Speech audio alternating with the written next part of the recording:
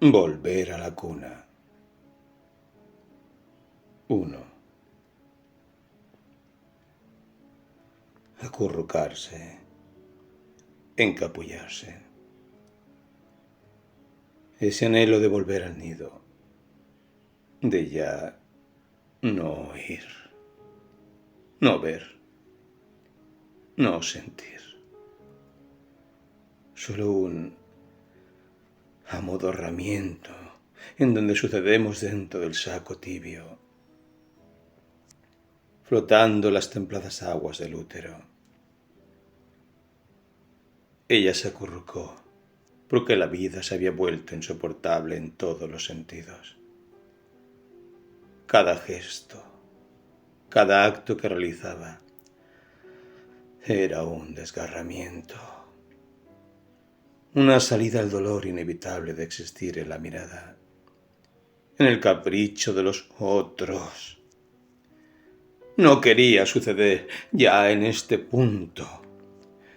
Deseaba volver a ser una niña, como la que narrara en sus primeras memorias. Pero aún esa niña ya estaba asignada por el sufrimiento de los relatos familiares, extirpada de su núcleo hacia una realidad que la atravesaba con toda la ferocidad de la que es capaz la necedad, la inconsciente y por ello temible enajenación de los cuerdos. Ella, por el contrario, asumía su locura. Es más, si había decidido volverme ya parte inseparable de su vida, era porque no deseaba seguir construyendo una identidad resbaladiza que solo se aliviaba ante la respuesta de la poética. Y allí estaba yo, irreductible, para decir lo que no puede expresarse en el primer término. Aquel sitio que ya hemos definido en varias ocasiones como espejismo de lo real. ¿Pero por qué? ¿Y hasta qué punto espejismo? Hechos que a todos les son ajenos. El hombre tantas veces condenado al ostracismo desde su ontogénesis, desde su historia, desde su mito. Finalmente había tomado el atajo de volverse fragmento, un conjunto de estados sin identidad definida, un lenguaje de códigos donde las cosas que se dicen solo son ecos turbios de una lengua que ya no le pertenece, que tal vez jamás le perteneció. En este sentido podremos aventurar las muletillas como expresión del estado de cosas. En cada tiempo existen modismos que se van instalando en el inconsciente colectivo del lenguaje cotidiano. Expresiones que bien podrían ser un termómetro del estado real que atraviesa el ánimo e incluso los valores sociales de cada época. Estos van variando de manera cada vez más acelerada. Tenemos allá por los 80 el famoso como que... He aquí algunos ejemplos. Un par de jóvenes discuten acerca de la situación económica y política del país. A. Es como que la situación está entrando en el famoso movimiento pendular. B. Es lo que sucede en las democracias capitalistas. Si en cierta medida ya estamos a las puertas de la hiperinflación. A. Sonrisa resignada. Como que nos vamos de nuevo al carajo. Y podríamos seguir en el historial de pequeños fragmentos robados a las conversaciones furtivamente anotadas en un cuaderno de 1985. Apasionada declaración de amor. Es como te quiero, ¿viste? Decida declaración revolucionaria. Es como que habría que manifestarse, hacer como una revolución. Digo, la década de los 80 fue una época particularmente atravesada por ese espejismo de lo real. El como que negaba al hecho. Dejaba notar hasta qué punto lo que sucedía era una parodia. Es decir, todo estaba atravesado por la actuación de un símil, un como que las cosas suceden, pero nadie había asumido compromiso alguno frente a sus propias acciones. Tal vez fue el legado de la gran represión de los 70, que declaró inútil establecer un vínculo de unidad con todo lo que sucediera en derredor de uno mismo. El dolor del fracaso inminente se alivia en una renuncia implícita a los ideales y su compromiso. Como que alivia el peso de las acciones. Aquello que luego Kundera titulara la insoportable levedad del ser. Inicio del minimalismo. Victoria del capitalismo salvaje. Allí, tan cerquita de cada individuo alojado como un otro yo en el lenguaje. Y vinieron los tiempos de la unificación de la moneda, de enterrar los ideales, aunque las ceremonias siguieran su curso y una parte de la población aún no cejara en la lucha de rescatar lo que parecía inevitablemente perdido. En medio de semejante vacuidad, es doblemente admirable el espíritu de los que no claudicaron, aquellos que siguieron al pie ante una bandera que ha sido puesta a media asta en defensa de los derechos vulnerados. Pero no nos engañemos. Todas esas expresiones formaban parte de un escenario mayor que aún, por siniestro que parezca, contaba con ellos para que la justicia pareciera seguir su curso y los ideales aparentaran no haber muerto en tan corto plazo. De verdad que no estaban muertos en las comunidades de los héroes de siempre, pero sí en el anfiteatro mundial. Y había que seguir, pensaba ella, pensó la señora P. Imaginó Lelia, Ana, Marcia, incluso maltrecho C.T. Aunque este último, a pesar de ser el primer personaje que ella dio a luz, tenía una feroz conciencia de la veracidad y el valor de todos los actos, dentro de un esquema histórico inamovible. Advirtió como alarmante aquella expresión enquistada ya hacía mucho tiempo en el lenguaje habitual. El infaltable ¿y qué va a hacer?, con el que se concluía cualquier diálogo cotidiano. Un ejemplo de ello era aquel que decía: «¿Y si a mí me pagan bastante bien aquí al volante 15 horas? ¿Vio? Y soy colectivero. En fin, estoy tratando de comprar ladrillos para una casita en la provincia porque el alquiler es muy caro. Pero para los materiales ni 15 horas ya me alcanza. ¿Qué va a hacer? Uno la rema como puede, ¿vio?». Obediente, resignado y crédulo, encogido eternamente de hombros.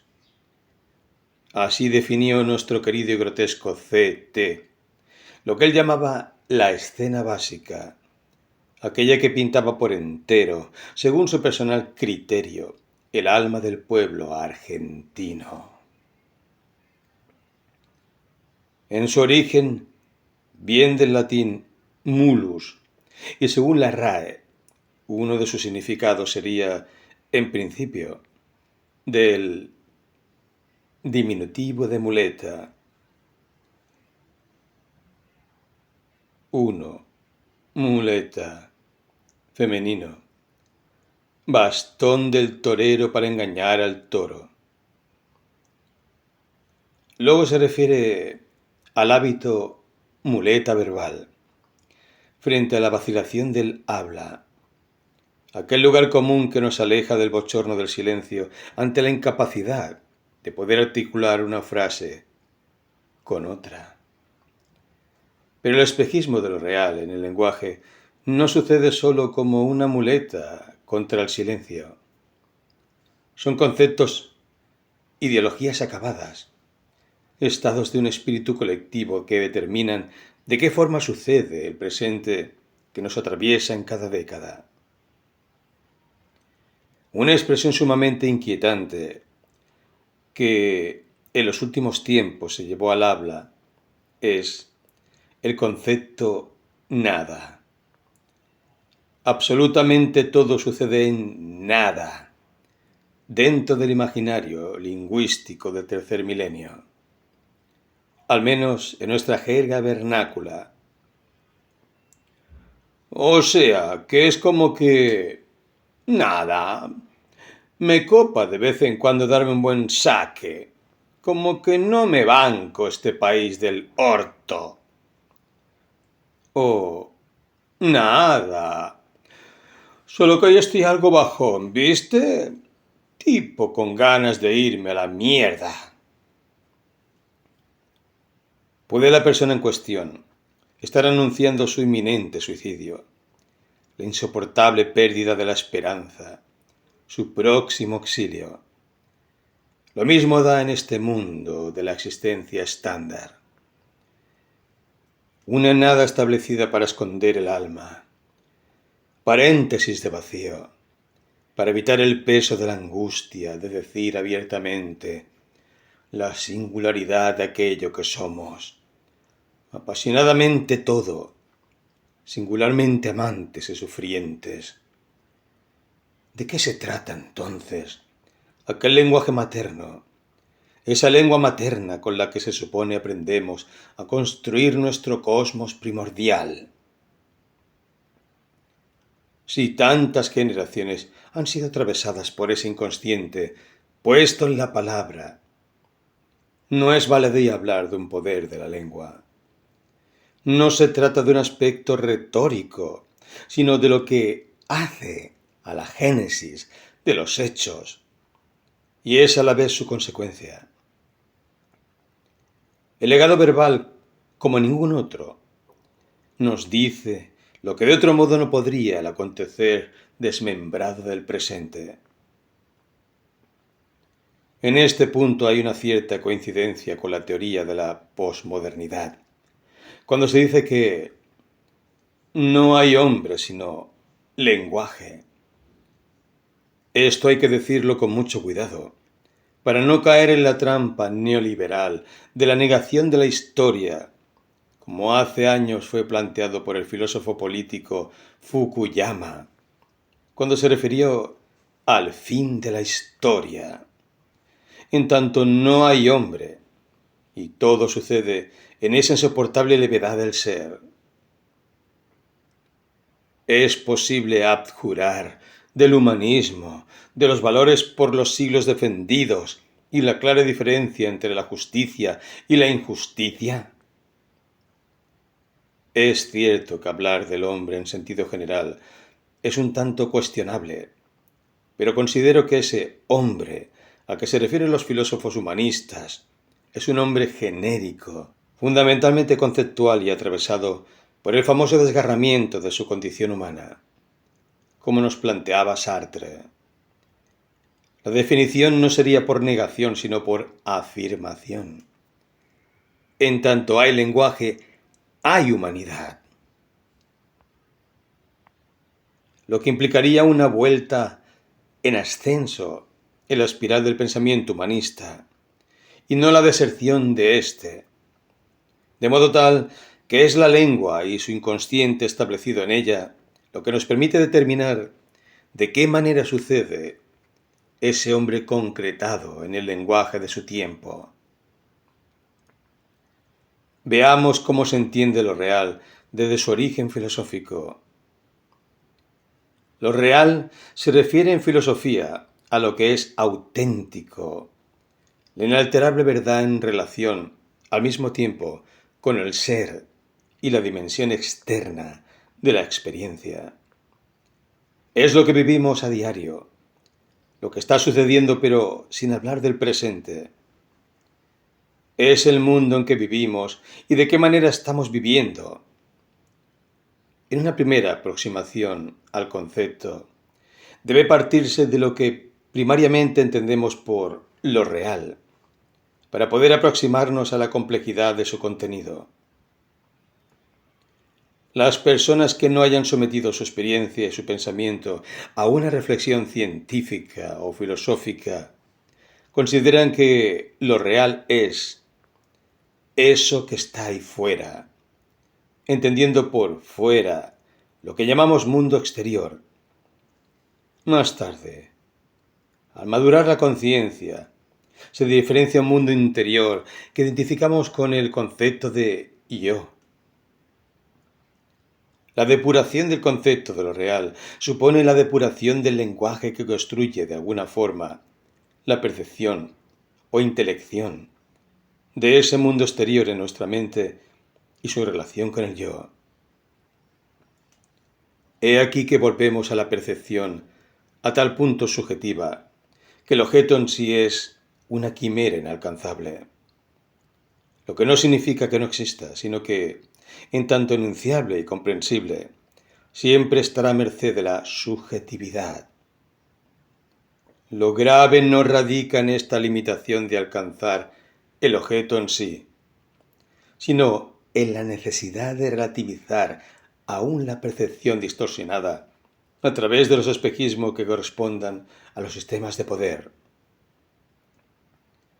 En este sentido, el espejismo es una quimera determinada en función de las necesidades que pretenden crearse para que ese hombre siga siendo esclavo de deseos impuestos, fragmentado en toda su identidad subjetiva, llevado al sentimiento de enajenación, de una libertad posible, no una libertad absoluta, porque nada podría llegar a la completa libertad en tanto exista un inconsciente y una serie de normas sociales que anteceden a cada individuo en cuestión. Pero en esta misma naturaleza tan apegada a digerir lo establecido, hay otra, ese hombre rebelde del que nos hablara Camus. Y junto a él, la poética se levanta como una resurrección de la lengua materna, aún más en tanto ya no es atravesada por los modos y las modas, sino que se crea a sí misma. La poética destruye el espejismo de lo real y vuelve a erguir la idea humana de las utopías del hombre. Efectivamente, la Vega de la línea había sucedido, y aunque ocurrieron episodios que a su debido tiempo se irán contando, todo su cometido estaba ahora en recuperar la cuna, es decir, aquello que nos define como criaturas al libre albedrío de nuestras ensoñaciones, lo que de ningún modo implica abdicar de lo entendido por realidad. Por el contrario, más legítimo es el gesto en el mundo real, cuanto menos apegados estemos a los espejismos que nos han tendido como trampas contra la veracidad de nuestra percepción. Ahora, aferrada a la penumbra, ella convocaba a sus ángeles oníricos. Volvía a soñar con la utopía. Volvía a representar escenas de sus funciones transmutadas en criaturas verosímiles contra el absurdo acontecer en el que transcurría este presente. Una revolución de criaturas intermedias. Tal vez a eso se refería el maltrecho C.T. cuando anunció que la realidad estaba de fiesta. En verdad, era aquella una fiesta íntima, inabordable para muchos, una fiesta de lo posible frente a la certeza inútil de lo probable. En este punto volveremos a la joven Lelia, en aquel lejano momento en que la libertad irrumpió en su vida y la antigua casa fue invadida por los ángeles de su recién nacida inspiración, aquella felicidad que sólo pueden comprender los que han osado traspasar los límites de lo probable. Fragmento del hombre de la copa de agua. Mientras tanto, Lelia seguía latiendo al ritmo de sus sueños. La casa en penumbras era una inagotable fuente de inspiración para ella, así como no tenía la más mínima idea de que oscuros proyectos se hacían a sus espaldas. No solo no estaba al tanto de que la casa ahora era propiedad de la tía Dora, y mucho menos podía imaginar que Marcos también conocía este hecho y lo consideraba razonable, dadas las circunstancias. Admitía que Lelia era encantadora, pero comprendía muy bien hasta qué punto sería incapaz de administrar un bien de semejante valía, y consideraba conveniente establecer con la tía Dora un tácito acuerdo respecto a estos temas, sabiendo que pronto aquel voto de confianza redundaría en su beneficio, una vez que hubiera contraído las correspondientes nupcias con Lelia. Bajo el influjo de sus ensoñaciones, iban creciendo los relatos que, sin imaginarlo, habrían de trazar un extraño paralelo con su vida. De modo que, a solas, edificaba sus relatos, imbuida de sí misma, floreciente de todas sus innumerables vidas interiores. ¿Es posible llegar a ser el esclavo de los propios sueños? Preguntémosle a Baudelaire, a Rimbaud, a Virginia, a Wilde. Veremos hasta qué punto, como decía Paul Claudel, el hombre que tiene una leyenda es conducido tiránicamente por ella. Se empieza por la ingenuidad absoluta, se sigue por la angustia y el desasosiego, y se sale de ellos mediante gestos desesperados. Lelia no se circunscribía en este punto solo a su vida. Ve el alma dolorida de los intransigentes que con gestos torpes de albatros practicaban de vez en cuando un ritual de cordialidad con los marineros, sin evitar que siempre ellos, al fin, los quemaran con sus pipas. De este modo, durante los días de la casa en penumbras, en su juventud, la joven había configurado su primera visión de Jesús. Lo había dado a luz entre escritos tumultuosos, donde se mezclaban los poetas malditos con los textos de Renan y el Evangelio según San Mateo. Así daba una nueva autoridad a la repudiada relación entre Jesús y Satán, escribiendo sobre ambos el estigma del ángel caído, como había puesto en sus escritos, uno elevado hacia los cielos, el otro arrojado a la tierra para dar luz al infierno. Una piedad trascendida hacia todo lo que se tenía por execrable en la cultura burguesa volvía resignificado en su imaginación, unida tal vez por un afán de recuperación de su propio estigma familiar en la poética de los desamparados. El sueño de Jesús junto al cuervo en la última noche de su vida le recordaba algo cuya conciencia aún no había atisbado a comprender. Tal vez una añoranza de inocencia, donde ella escuchaba el arrullo de las primeras canciones que venían lejanas en el vientre de su madre, ausentes de toda relación con lo bueno y lo malo. Virgen de las reglas que se instauran en los primeros años de la vida.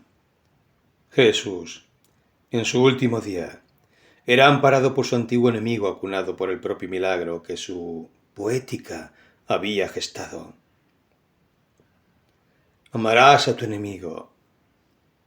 Devolver el mal al bien en una naturaleza indiferenciada, como la díada primera, como el niño en la cuna inicial del útero, aquel que dejaba fluir sus aguas para que lo que debe vivir siga su curso, deviniendo de generación en generación al infinito posible de la esperanza humana.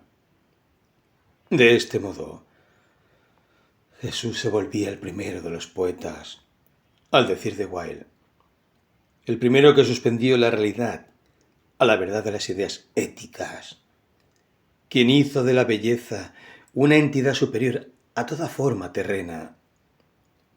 No cabía en el templo de Jesús lugar para las disputas políticas, las fiestas bacanales, ni las orgías dogmáticas de los escribas y los sacerdotes.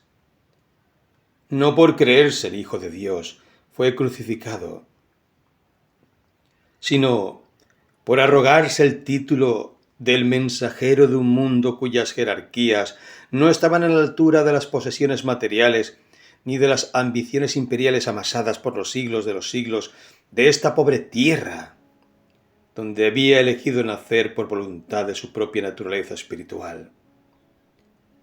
La metáfora del templo era la que más conmovía a Lelia.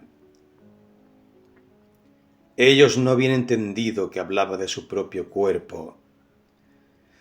Y destruiré este templo en 3 días, y en 3 días lo reconstruiré. Pero nos ha llevado 46 años construirlo.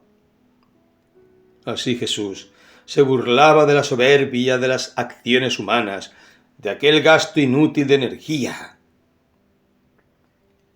Mirad los lirios del campo. Ellos no hilan ni trabajan, y nadie ha lucido con mayor esplendor. Aquel desprecio por el trabajo regular era la negación de todas las grandes contradicciones de la sociedad que Lelia aborrecía. El mundo se había forjado a espaldas de las más bellas parábolas cristianas, como inicio a la sucesiva negación de todas las formas de resurrección del alma. Revolucionarios, apasionados, artistas, todos tenían su lugar en el Gólgota sucesivo que les deparaba la historia desde sus inicios hasta el presente. Eran presas de las mismas fórmulas que el mundo reserva para los rebeldes. Los nuevos tonos que se inscribían en la decrépita sinfonía enfurecía a los más conservadores, aquellos eternos inquisidores que silencian en cenizas las músicas de una verdad evolutiva, nunca igual a sí misma. Los mitos y la historia, en lo que Lelia describía como Odisea de los parias. El reencuentro en soledad con los símbolos de su infancia abre en Lelia el caudal hace tiempo encerrado en el relato de los otros. Si bien aún no establece un vínculo directo con su tragedia, esto es lo que justamente desencadena la perdición de toda vida humana. Un raso suceder dentro de la tragedia propia, un apabullamiento de voces ajenas, de acciones que nos vinculan con nuestro centro, en el punto esencial del originario. Muy por el contrario en este caso, al abrirse las compuertas del dolor infantil, el lava poética, la creadora logra establecer los exactos estados que desde el segundo término relataran su vida en sus personajes y en este lapso temporo-espacial. Apasionada iniciativa descubre sentido de una oculta religión. Ella habrá de salvarse en tanto simbolice la ruindad de lo real. No la tocará. La memoria se vuelve un río de corrientes mansas. En el sueño de la cuna y del nido, eso es la casa para ella. Recupera la intensidad del ser y poco a poco se inicia el peregrinaje hacia el tiempo. Otra forma del nido o de la cuna que hubo de arrebatarle aquel sino mortal que la sometió al cadalso. Del mismo modo, Ella, acurrucada en la penumbra de su habitación, me aguarda para que le relate un acontecer menos cruel. La vida no debería ser una ciénaga absolutamente para nadie. Ella lo sabe, por eso ha cerrado las persianas. La vida resulta bella, puesto que aún, en la tragedia, guarda todas las claves de una honda alegría anterior. Se mecen como los sueños de la naturaleza las 4 estaciones de la vida. Y esta simplicidad no es más que la evidencia de haber sabido comprender los signos primordiales, las constelaciones, el bramido del océano, la infinitud de las estrellas, el paraíso que aún nos acontece, podríamos abandonar toda idea aterradora. De este modo, la existencia no sería un infierno, y primer y segundo término estarían aunados en la poética del asombro inicial de haber nacido.